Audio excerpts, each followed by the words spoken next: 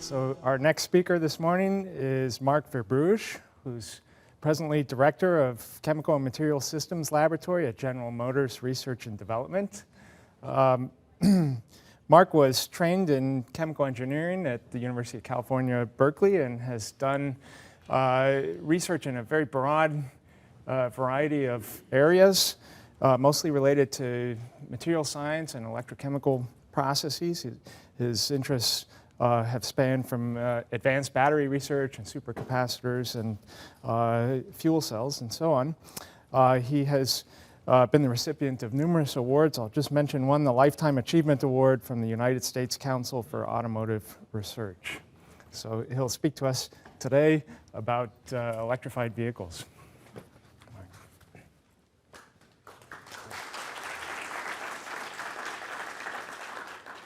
Well, thank you very much, and it is an honor to speak in this symposium. What I thought I would do is first give a little bit of context on where electrification of automotive vehicle products are today.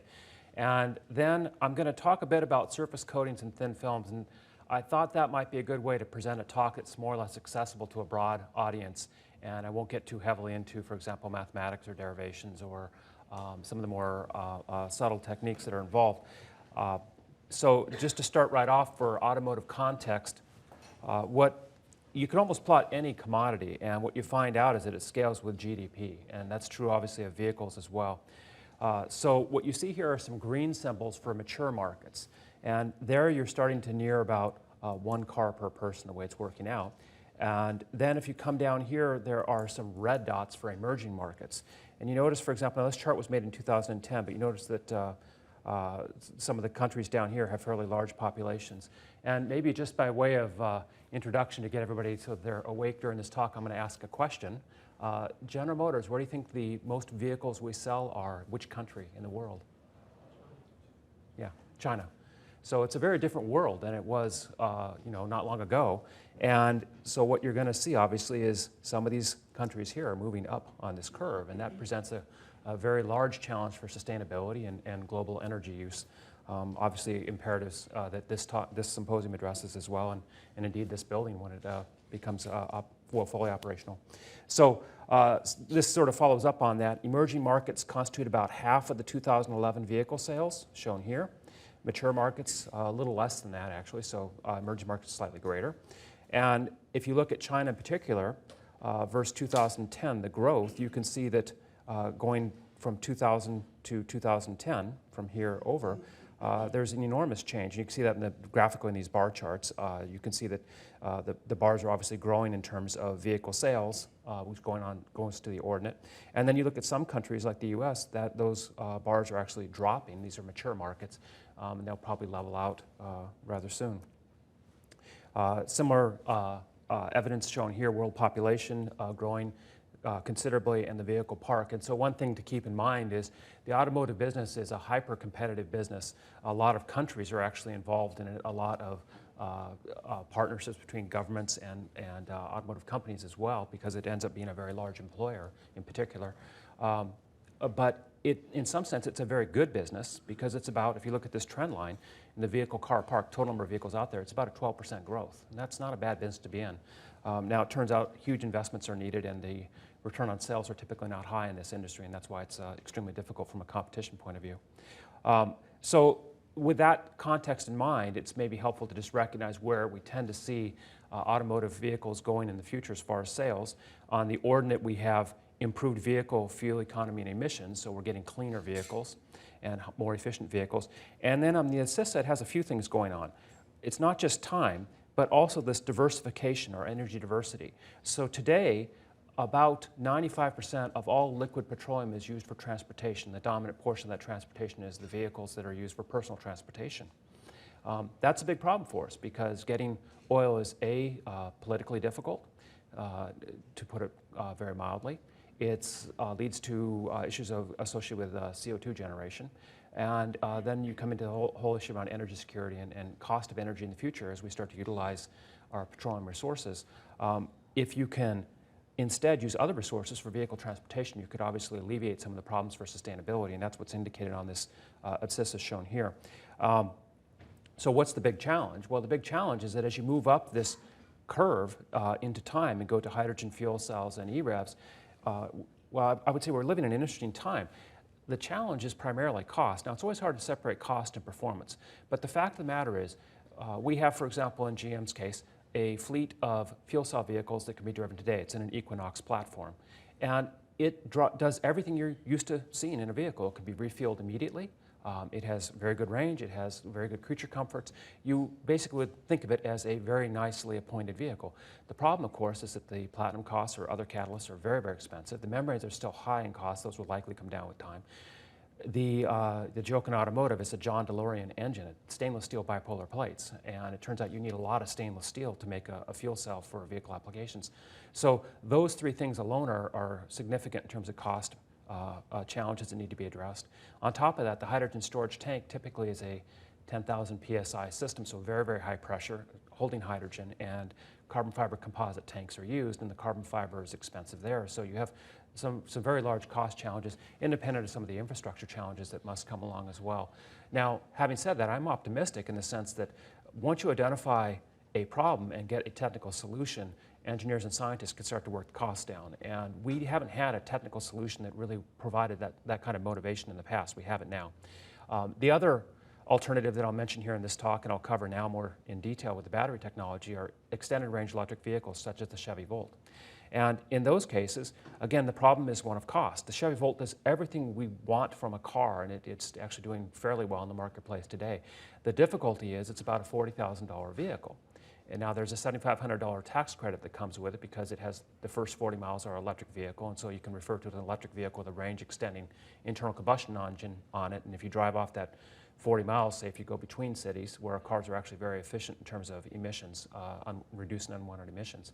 But if you drive it off, then you have about another 300 to 400 miles of range on a fuel-efficient charge-sustained hybrid operation at that point in time.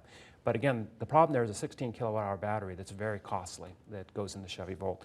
And on top of that, we have basically dual powertrains. You have electric machines inside your transmissions, and those electric machines, the power electronics, and the battery give full vehicle performance. So for that first 40 miles of driving, you have full vehicle performance. And then once you've driven off that 40 miles, you go into charge-sustaining hybrid operation and use the 4-cylinder heat engine that's supplemented by the battery as a charge-sustaining hybrid. But again, you have this redundant powertrain, and that becomes very expensive. So maybe just to walk up some of the product offerings, there's a good chance that post about 2017 in North America, this is my sort of forecast, if you will, you won't be able to buy a car that doesn't have its engine off at stops. I think that may well happen.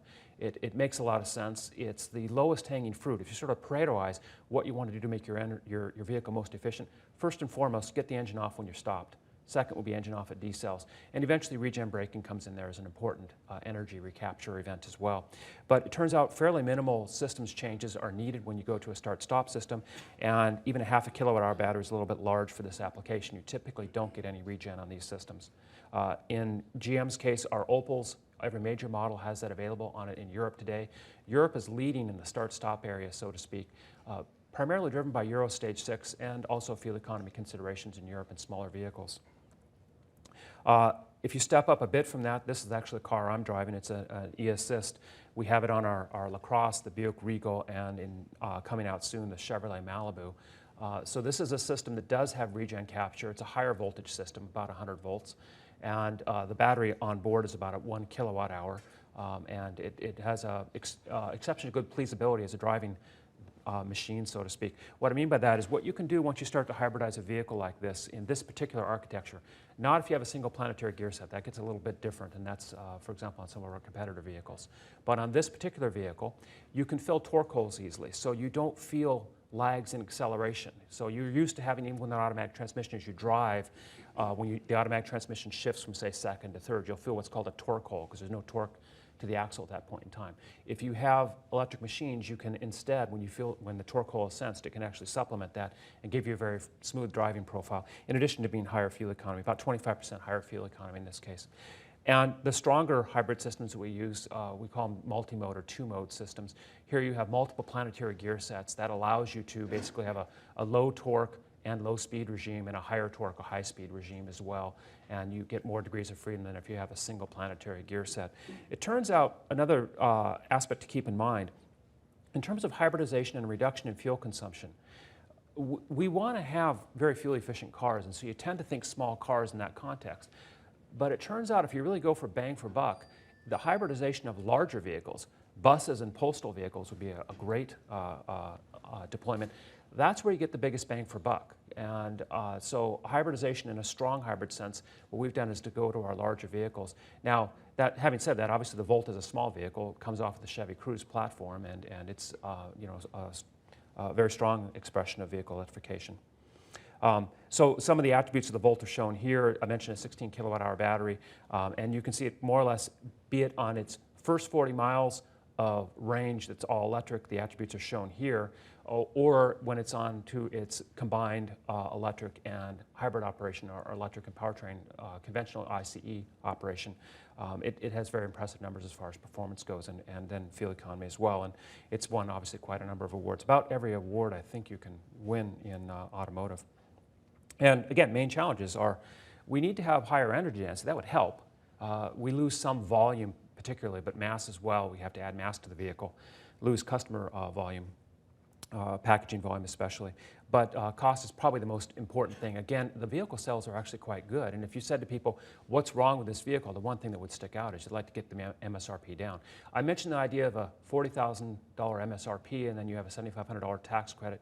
You do save on the order of $6,000 to $7,000, $6,000 to $7,000 in gas price, maybe more. It depends on how much electric you drive. Obviously, the people who buy this vehicle would be those who drive less than 40 miles a day and can take full advantage of the 40 miles of ZEV range, which is much less expensive than driving on gasoline.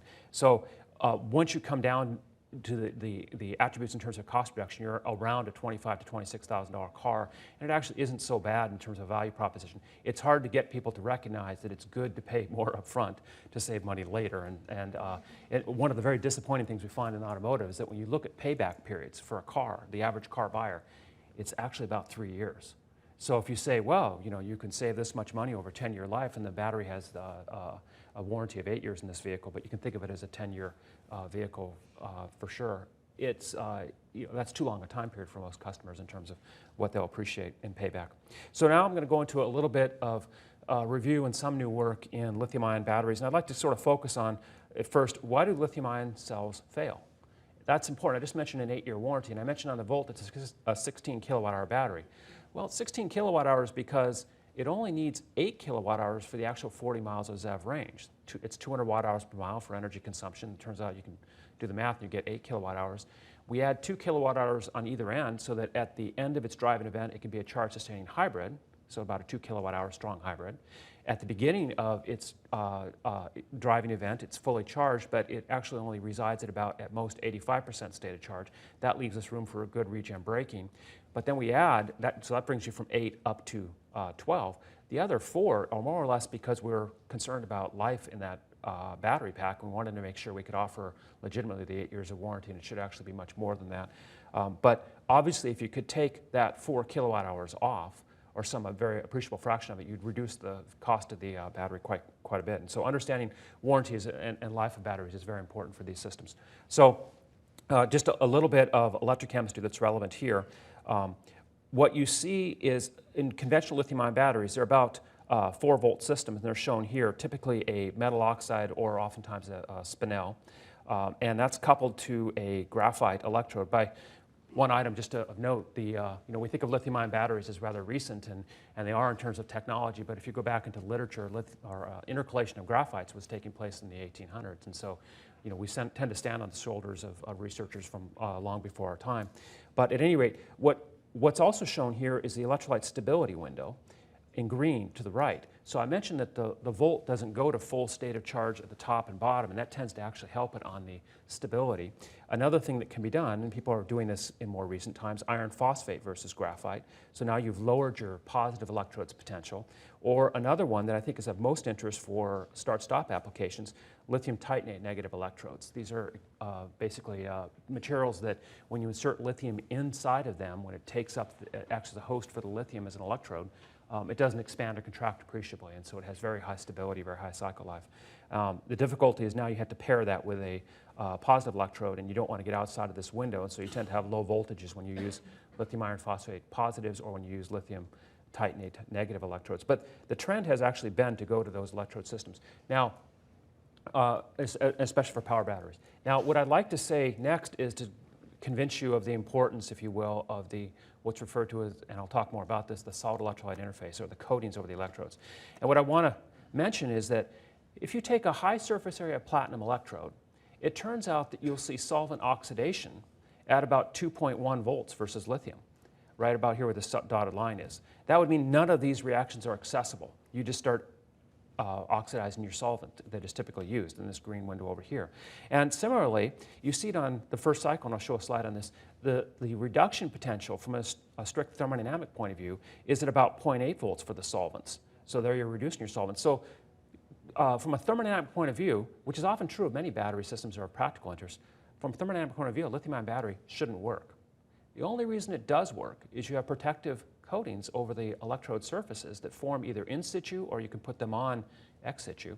And they then protect the electrolyte from reaction, and that's how these batteries work. It turns out that's also influenced in their lifetime, because while that does mitigate the reactions that I'm mentioning here to a significant extent, it doesn't actually eliminate them. And it's those small amounts of reaction going on over the life of the battery that become important. So let's do the negative electrode first. This is the most important electrode, and in some sense it leads to the preferred wear-out mechanism, so to speak, in lithium-ion batteries. I'm going back to some early work that we did on nanofibers of carbon. We did this because we're looking, and we're still, we actually have used these since that time. We're looking at that time high-power battery systems, and if you wanted high power, if you go to very high surface area and very small diameter, then lithium that diffuses into the electrode material after it reacts at the surface. So here it's reacted at the surface of the carbon particle, and then that lithium diffuses into the insertion material, the carbon. It doesn't have far to diffuse, a very short diffusion length, and get very high power with these systems. You also, it turns out, can show the problems very nicely with these systems. So this is what electrochemists refer to as a cyclical tamogram. You scan linearly the potential from no lithium in the system into more reduced environments at about 0.8 volts, as I mentioned. This shaded peak is the current is on the ordinate here, so that's current passing. So by Faraday's law, it's a reaction rate that's going on. It's not this wanted reaction. I'll talk about what reaction it is instead, but it's the reduction of the solvent. And then, remarkably, after that first cycle, you can see in cycles 2, 3, and 4, you don't see any more clear evidence of solvent reduction at that point in time. So after that, you have nominally, at least as well as we can measure typically, 100% current efficiency. So here are the reactions that go on as far as a solvent reduction reaction.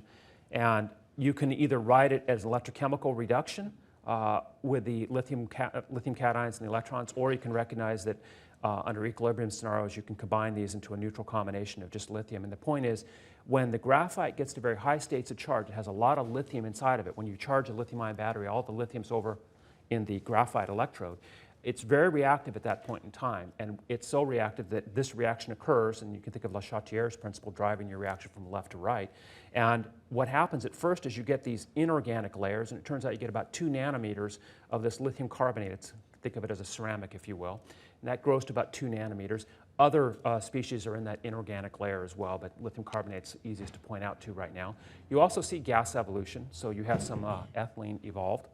And then these lithium adducts form later, these organic species, and they form an outer organic-rich layer to what's still euphemistically referred to as the solid electrolyte interface. And this seems to be the case even with the common electrolytes as is referenced here, EC, ethylene carbonate, diethyl carbonate with lithium hexafluorophosphate materials. This is an example of that inner compact layer of about 2 nanometers of lithium carbonate, and then it grows with time afterwards slowly to form these outer organic-rich layers. And what you can do is go in AFM tapping mode. In this case, it was on HOPG, highly oriented pyrolytic graphite, where they grew a solid electrolyte interface. And that organic layer, that's organic rich, you can see it's about 200 angstroms in this case. You can just scrape it off. You can't scrape off that inorganic layer, at least not near as easily. So Doran Auerbach has written a review article. It's kind of useful, and it shows this notion that I'm mentioning here, that you can see over time you get this inorganic layer here and then an outer organic layer. And perhaps you can see it more clearly here. This is a modeling paper where they were looking at basically describing these systems. And again, you can see this inorganic compact inner layer that's carbonate rich and also has lithium fluoride and other species at that point, and this outer organic layer. People have looked at it. It turns out that the outer organic layer in particular, well, there's two models that are out there. You can have transport limitations of your solvent through the outer organic layer, or you can have limitations, as was done in this particular work, through the inorganic layer.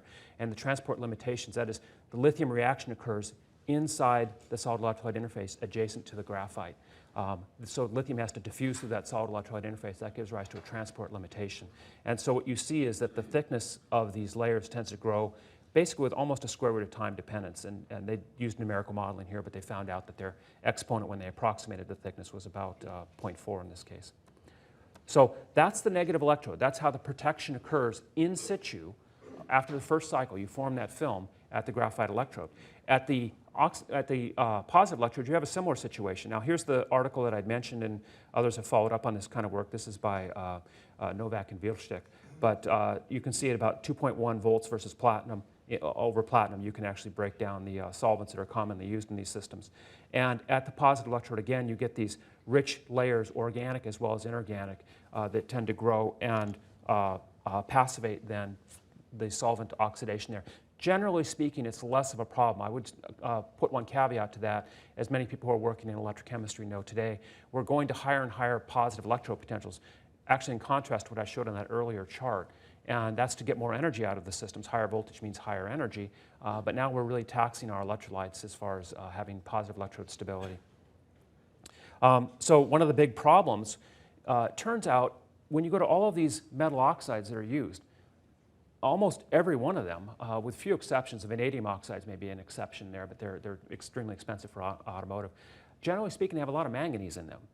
And it turns out manganese has a fairly high solubility in these solvents, and there seems to be a strong driving force then to have manganese dissolve from the positive electrode and go into the electrolyte. Now, that may not sound so bad, but the problem is the manganese transports across the cell to the graphite electrode, and it electrodeposits manganese 2+ ions, for example, that come across to form a manganese island, and that manganese island catalyzes solvent reduction. It ruins the effect of that stabilized inorganic solid electrolyte interface. And so manganese is a real problem in these systems, and it's an open question today as to how to enable the high energy density systems that are coming on with metal oxides that have a lot of manganese in them.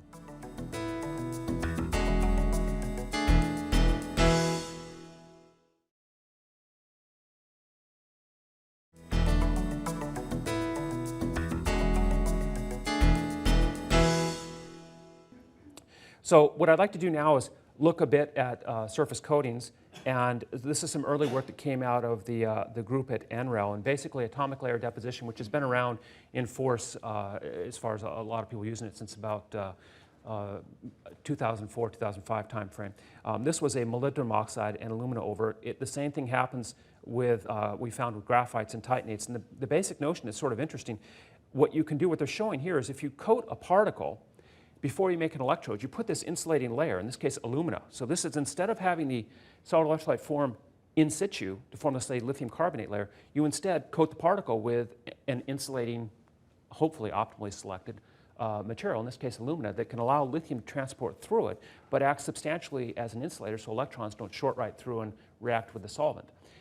What you can do with ALD, which is interesting, is because it's not a line of sight technique, and it does give a uniform coating one layer at a time, one atomic layer, so to speak, at a time, is you can make your full porous electrode that has in it binders that hold the materials together, electronic diluents like activated carbon that are very good at connecting particles to have electronic contact, and then the particles themselves. After you've made this electrode that's about 50 microns thick in the case of a power battery and about 100 microns thick in case of an energy battery, and has about a 50% porosity, that is void volume between particles. You can coat those electrodes by atomic layer deposition, put on the passivation, then you don't have to worry about, for example, disrupting the electronic connection that was established when you made the original electrode, because you don't have an insulating layer around your active material. Instead, you're just coating what's exposed after you have made your porous electrode.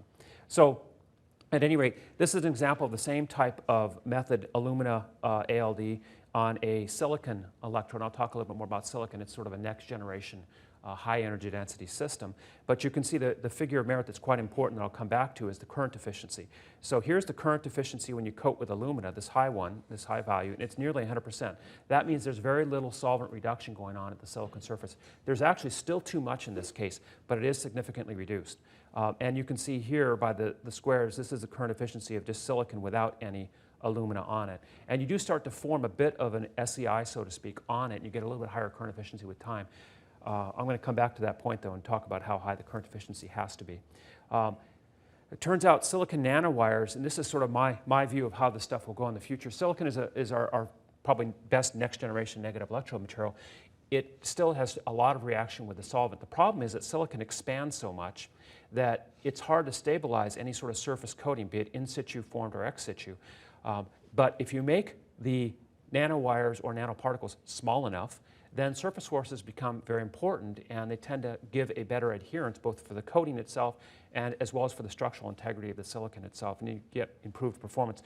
The other thing is that we know carbon is stable to the electrolyte. So one of the things that what I expect to see in the future is the basic architecture of a silicon electrode will likely be terminated by carbon. There are some folks trying to do it with silica, an oxide layer, for a solid electrode interface, particularly the Tree group at Stanford. But it seems like the easiest one would actually just plain terminate with a PVD or some other deposited form of graphitic carbon. Here's an example of what I just mentioned, silica, for termination on the silicon electrode. And you can see this is a fairly high current efficiency. You can see it over here as measured. It's hard to tell it's not 100% efficient. And what they've done then is the red out here on this symbol, or on this graphic, is the silica, SiOX. The blue is the silicon, and now the white is hollow. So now the silicon, when it lithiates, can expand into the core, so to speak. The silica on the outer portion tends to stabilize, and so they're indicated by this gray that there's little organic rich solvent reduction that occurs, and so they get good stability and good cycle life. So you're returning basically to this state at the on the charge-discharge cycling. And the C rate here is the energy or the current that is needed to discharge and charge the battery in about 1 hour. A 1 C rate is a 1 hour charge. You can see they're operating at very high C rates. That's because they have very small diameter silicon wires in their system. And so it's fairly promising results. So now, as far as enhancing the positive electrodes, first off, it's perhaps helpful to know what's out there today. And actually, Jiwei Yang and a colleague of mine until we lost him to University of Washington actually got this photo with some of our folks in GM Research, and it's a Fibs cut of the Volt active material.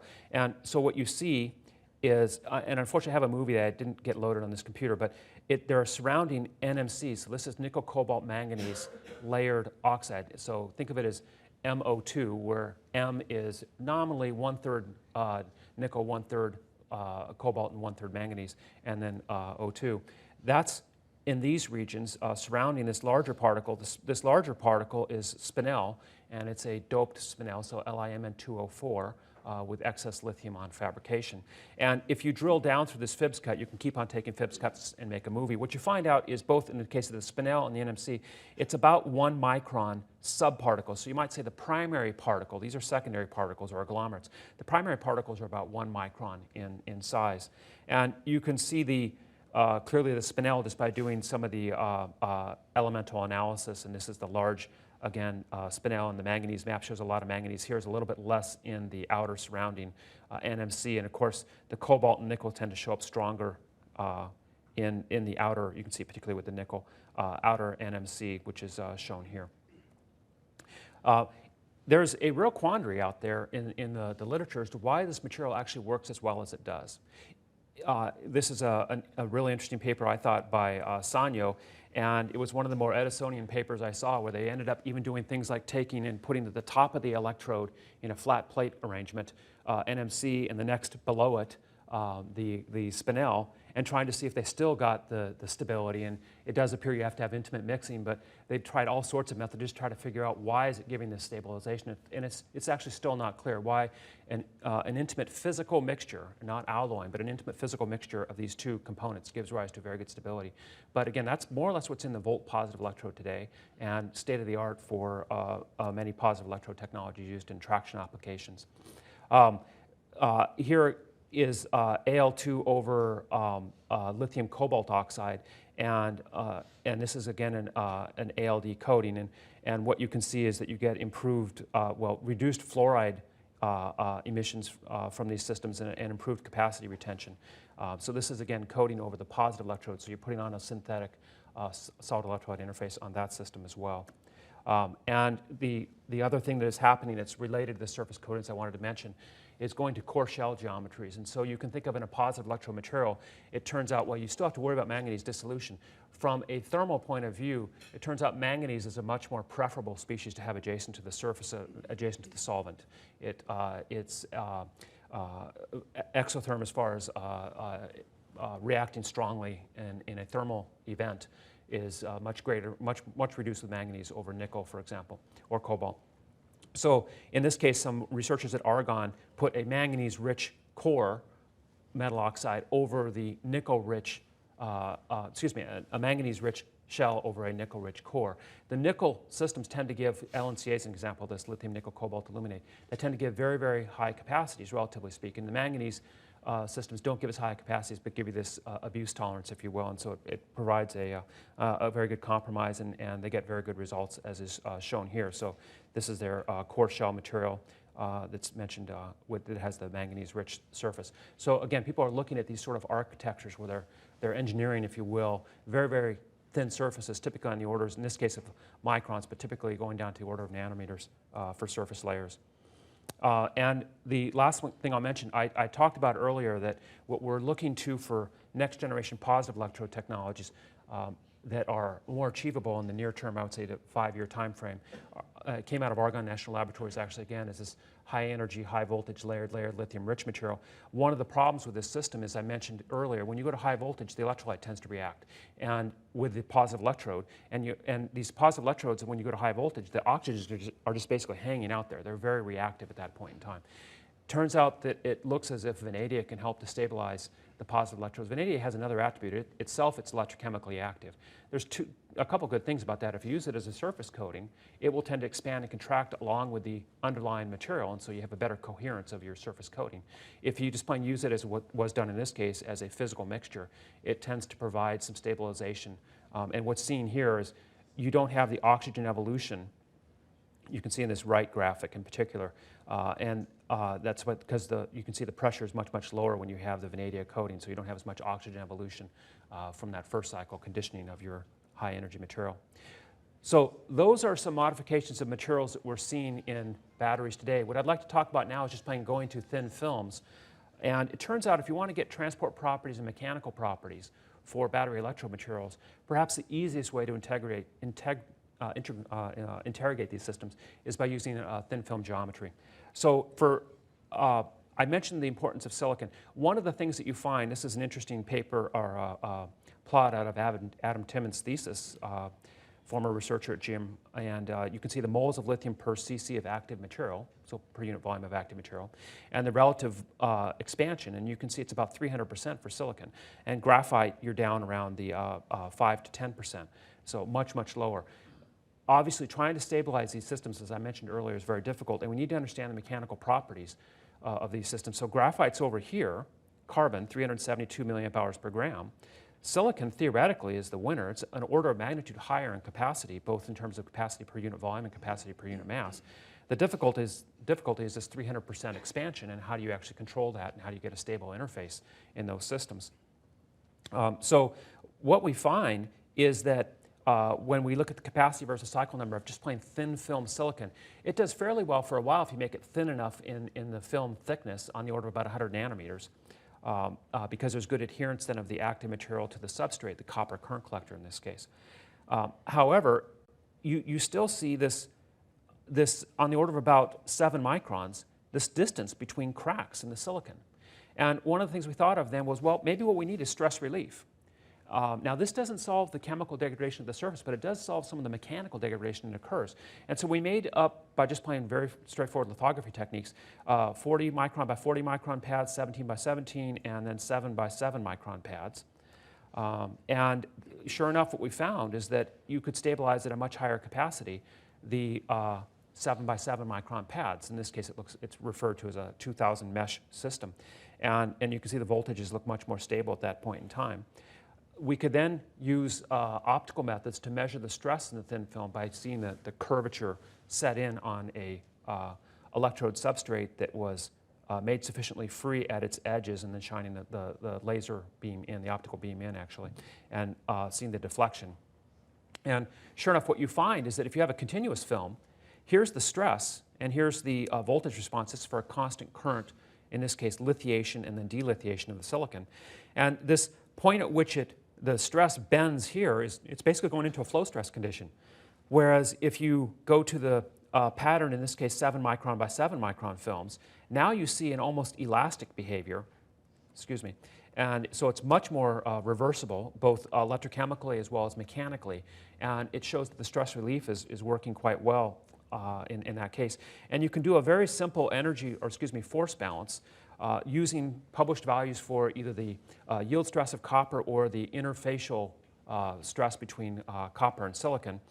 And what you find out is that you can show, using these values, and it's fortuitously close, but it seems, but you can show about a 7 micron pattern is what you need to get stability for not having fracture of the silicon island itself. And you can use a shear lag model on these things in a lag zone then around a pattern. This is where you have elastic plastic behavior. It's a way to treat mechanics problems and get a good approximation for this event as well. So I just would close on these systems on this part of the talk with saying that the largest challenge for electrochemists and electrochemical materials in these high-capacity negative electrodes like silicon or tin or other systems is the current efficiency. It's kind of like a compound interest problem, how it gets you. You can think about it, in the first cycle, after you've had your conditioning of your electrode, on your first cycle, if your current efficiency is, say, 0.99, at the end of your first cycle, the capacity that's left is 0.99 times the original capacity of that electrode. After the second cycle, it's 0.99 squared times the capacity of the original electrode. And you can sort of count it up. It's like I said, a compound interest type calculation. And what you can show is that if you have a current efficiency of 99%, that looks good, but it's not good enough. That'll give you about 23 cycles in a full cell, because all of your lithium comes in with your positive electrode on construction. You put the cell together, you don't get any more lithium. Lithium is basically your fuel. When it goes over to the negative electrode, if you're consuming it in these reactions, then you lose lithium and you can't afford to have that happen. The difficulty for electroanalytical chemists is that the machinery we have today typically doesn't measure current efficiencies greater than about 3 nines. In the Chevy Volt's case, we needed 5,000 cycles for that vehicle. We need a current efficiency of 0.99994. It's extremely difficult to measure that. The way you end up measuring it is you put together a full cell and see if you can actually get the cycle life, and then you can do other things referred to as differential voltage spectroscopy or other techniques by looking at the electrochemical response and deduce that it's actually lithium consumption that's occurring. But the point is, when people are publishing on silicon, that's probably the biggest challenge, is to actually get that current efficiency up so you have a usable system. So the last thing I'll mention is the other aspect of thin films that are useful, and that is for characterization of transport properties. We just looked at how you can use thin films for characterization of mechanical properties that are very important, especially for these highly expanding and contracting systems where large diffusion-induced stress results. But it turns out if you just go through a very simple, it's basically a reaction diffusion model on a thin film. So you're diffusing lithium inside of the silicon. Basically it's a lithium-silicon alloy. It's substantially amorphous, so it doesn't have anisotropic issues. And then you have, for a small perturbation, so it's potentiostatic intermittent titration technique, you take a small potential perturbation as your excitation source. You can linearize your system of equations about that potential excitation. You have linear kinetics operating. So here we have our lone exchange current density. It's a kinetic parameter. Faraday's constant, gas constant temperature, electrode voltage versus a reference electrode. This is the silicon voltage, and this is the open circuit potential. And you can sort of crunch through the math. It's for a slab type geometry as we have here for diffusion and the reaction at the surface. We can get an analytic solution where we have a transcendental function for our eigenvalues, but it can be easily programmed in Excel, for example. And the nice thing about it is once you have an analytic solution, it's a bit messy, but you can then look at very short times and very long times, and you can derive very simple approximations that allow you to actually get after the transport properties. And that's what's shown here, a short time solution and a long time solution. And indeed then, in this case for lithiation of thin film silicon, you can see the short time approximation. If you just fit the short time solution back here, you can extract the Biot number, which houses the exchange current density and diffusion coefficient, our kinetic and our transport value. And same thing at long times, you can extract them as well, and the theory works out quite well with the experiments. And again, I would just mention that thin films become very useful then for actually getting parameter values that are characteristic of how these materials behave. So just to summarize then the talk, we have about at least, I think, 5 minutes for questions. I covered a little bit of automotive context and how we need to worry about issues of sustainability and make our vehicles more efficient and diversify the energy sources from which they are propelled. And then we talked a little bit about why do lithium-ion cells fail, and it's mostly the negative electrode. That's more or less the favored mechanism, and slow lithium consumption over time at that electrode. Obviously, that to eliminate it completely, but that's basically how they wear out today. That's the general form of wear out. And then we talked a little about the use of thin films for mechanical as well as chemical degradation. And be happy to take any questions. Thank you.